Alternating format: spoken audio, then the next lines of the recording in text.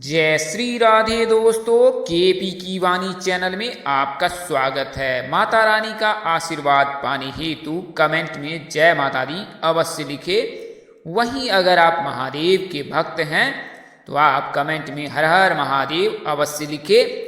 यकीन जानिए माता रानी संग महादेव की कृपा आप पर और आपके पूरे परिवार पर अवश्य बरसेंगी और आप सपरिवार स्वस्थ एवं सुखी रहेंगे। आज की वीडियो में आपको उन 5 राशियों के बारे में बताने जा रहा हूं जिनके विवाह के योग मई महीने में प्रबल हैं और एकादशी के दिन इनके सगाई के योग बन रहे हैं। ऐसा मैं क्यों कह रहा हूं, इसके कारण क्या है और इसके निवारण क्या है, यह सभी जानकारी आपको इस वीडियो में देखने को मिल जाएगी।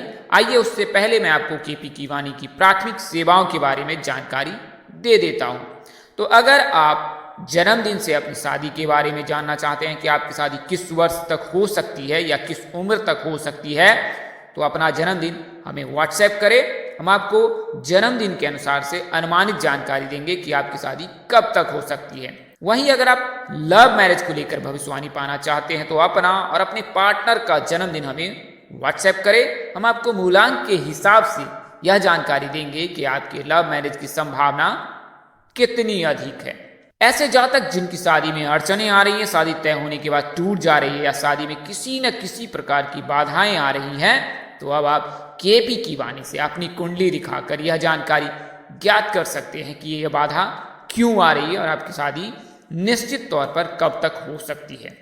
इसके लिए आप 8521835670 8521835670 इस नंबर पर आप मुझसे संपर्क कर सकते हैं और हम आपको कुंडली बनाकर यह जानकारी देंगे कि आपकी शादी कब होगी, कहाँ होगी, कैसे होगी, किससे होगी, किस दिशा में होगी, कितनी दूरी पर होगी, किस नाम से होगी, किस राशि से करनी चाहिए, विवाह अंतरजातीय होगा या अपने जाति धर्म समुदाय में होगा। यह सभी जानकारी आपको कुंडली बनाकर दी जाएगी।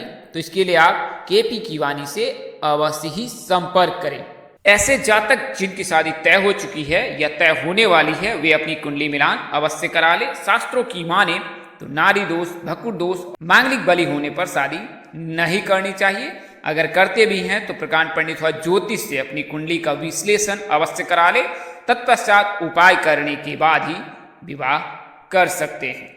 तो यह तो जानकारी आपको कुंडली की प्राथमिक सेवाओं के बारे में दी। इसके लिए आप केपी की वाणी से संपर्क करें, अन्यथा अपने नजदीक के किसी प्रकांड पंडित व ज्योतिष से संपर्क कर सकते हैं और यह जानकारी ज्ञात कर सकते हैं कि आपकी शादी कब तक हो सकती है और अगर शादी करते हैं तो वैवाहिक जीवन कैसा रहने वाला है। तो आइए अब वीडियो में आगे बढ़ते हैं। तो जैसा कि आपको मैंने बताया है कि 5 नामों के बारे में बताने जा रहा हूं जिनके विवाह के योग एकादशी के दिन बन रहे हैं।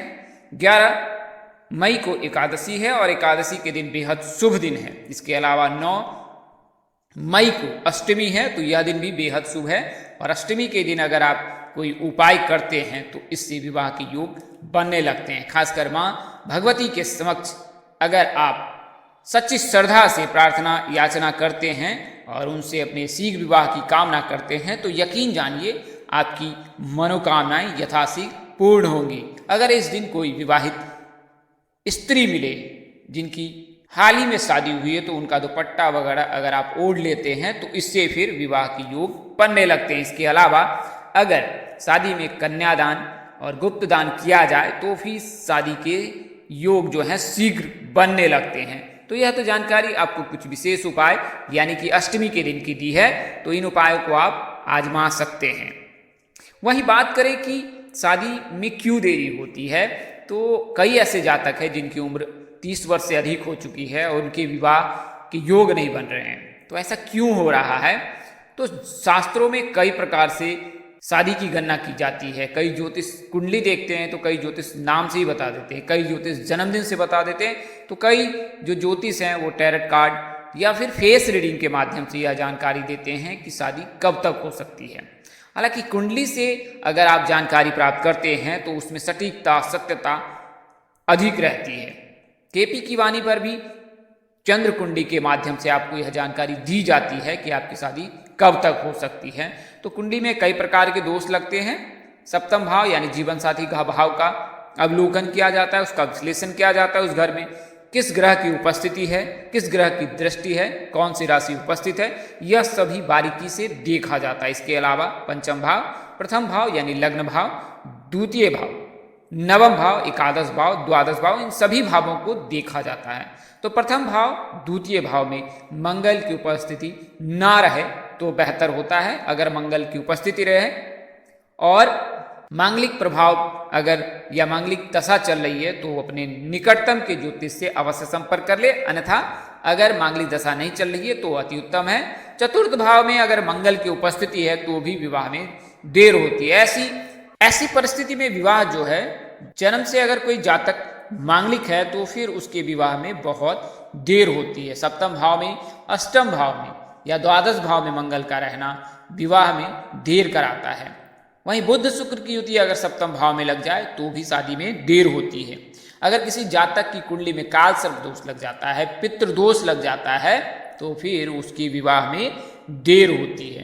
तो इसका निवारण अवश्य कराएं। आप चाहे तो अपने स्थानीय पंडित से संपर्क करें, अन्यथा महाकालेश्वर, त्र्यंबकेश्वर स्थित मंदिर में जाकर काल सर्प दोष, पितृदोष का निवारण कराया जाता है। मांगलिक दोष का भी निवारण कराया जाता है। अंगारक योग लग जाए तो उसका भी निवारण कराया जाता है। चंडाल योग या चंडाल दोष लग जाए तो भी उसका निवारण कराया जाता है। तो कई प्रकार के दोष निवारण जो है महाकालेश्वर स्थित उज्जैन में जो मंदिर है वहां पर भी कराई जाती है। इसके अलावा त्र्यंबकेश्वर में भी कराई जाती है। आप चाहे तो उन स्थान पर जाकर दोषों का निवारण करा सकते हैं, अन्यथा आप स्थानीय पंडित से भी संपर्क कर सकते हैं। केपी की वाणी पर भी इस माध्यम को प्रारंभ किया गया है और अब आप केपी की वाणी के माध्यम से भी आप इन दोषों का निवारण करवा सकते हैं। तो महज उचित शुल्क पर आपको यह सभी निवारण सजीव चित्रण के जरिए कराया जाता है।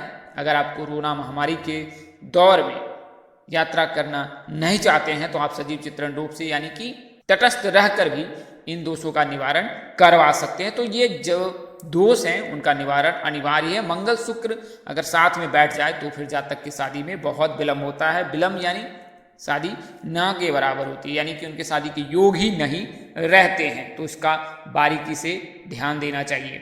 वहीं कई ज्योतिष हैं जो नमाज कुंडली देखते हैं, कई ज्योतिष चंद्र कुंडली देखते हैं, कई ज्योतिष लग्न कुंडली देखते हैं। लेकिन इसमें जो बली हो, लग्न में अगर ग्रह बली है तो लग्न कुंडली को देखना चाहिए। अगर चंद्र में ग्रह बली है तो फिर चंद्र को देखनी चाहिए। इसके अलावा नवमांश कुंडली भी देखी जाती है, चलित कुंडली भी देखी जाती है। हालांकि उत्तर भारत में नवमांश कुंडली कम देखी जाती है। वहीं दक्षिण भारत में द्वितीय भाव यानी कि दूसरे घर को भी देखते हैं और अगर उनमें मंगल की उपस्थिति हो, कन्या मिथुन राशि उपस्थित न हो तो फिर जातक मांगलिक कहलाता है। हालांकि वर्तमान समय में उत्तर भारत में भी दूसरे भाव को देखा जाता है बारीकी से मंगल दोष के लिए।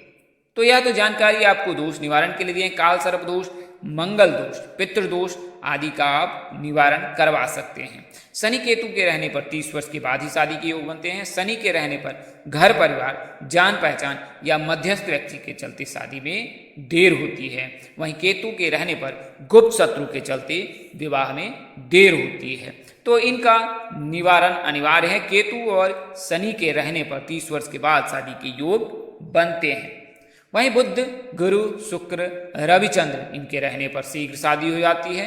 मंगल, राहु, केतु और शनि के रहने पर शादी में बहुत ही देर होती है। दो बड़े ग्रहों का राशि परिवर्तन हुआ है अप्रैल महीने में और यह जो दोनों ग्रह हैं विवाह के कारक माने जाते हैं। पहला शुक्र है, दूसरा गुरु है। गुरु का राशि परिवर्तन 13 अप्रैल को हुआ है। मीन राशि में गुरु का गोचर हुआ है और शुक्र का भी गोचर मीन राशि में हुआ है 27 अप्रैल को।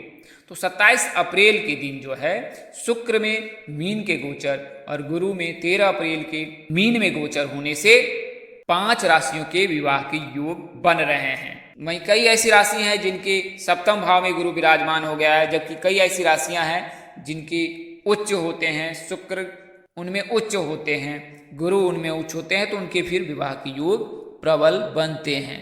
तो इस वीडियो मैंने आपको उन 5 राशियों के बारे में ही बताना है जिनके विवाह के योग बन रहे हैं।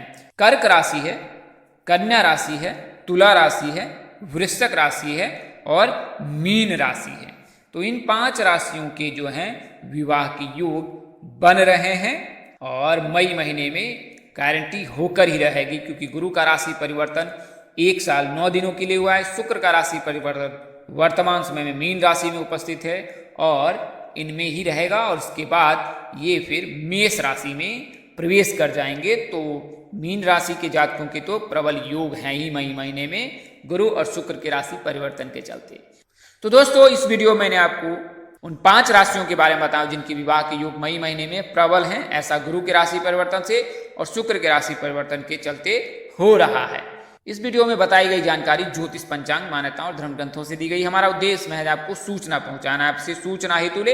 इसके अतिरिक्त अगर आप इनको मानते हैं, अपनाते हैं अथवा उपयोग करते हैं तो इसके आप स्वयं जिम्मेवार हैं। आप चाहे तो केपी की वाणी संपर्क करें, अन्यथा अपने नजदीक के किसी प्रकांड पंडित अथवा ज्योतिष से अवश्य संपर्क कर लें। इस तरह की अन्य वीडियो देखने के लिए हमारे चैनल के डैशबोर्ड अथवा प्लेलिस्ट पर जाएं और अपनी राशि अनुसार वीडियो अवश्य देखें। तो दोस्तों, आपको यह जानकारी कैसी लगी, लाइक, कमेंट और शेयर कर हमें अवश्य बताएं। आप अगर अपने चैनल पर पहली बार विजिट कर रहे हैं तो चैनल को सब्सक्राइब कर ले, साथ ही बेल आइकन को प्रेस करना ना भूलें। माता रानी कृपा से आपके चेहरे पर हमेशा मुस्कान बनी रहे। आप सपरिवार स्वस्थ एवं सुखी रहे। आप सभी के प्यार और स्नेह के लिए आप सबको हृदय से धन्यवाद करता हूँ। आप लोग इसी तरह हमारे साथ जुड़े रहे, इन्हीं शुभकामनाओं के साथ आपसे विदा लेता हूँ। नमस्कार, जय श्री राम दोस्तों, जय श्री कृष्ण, जय माता दी, जय भाई।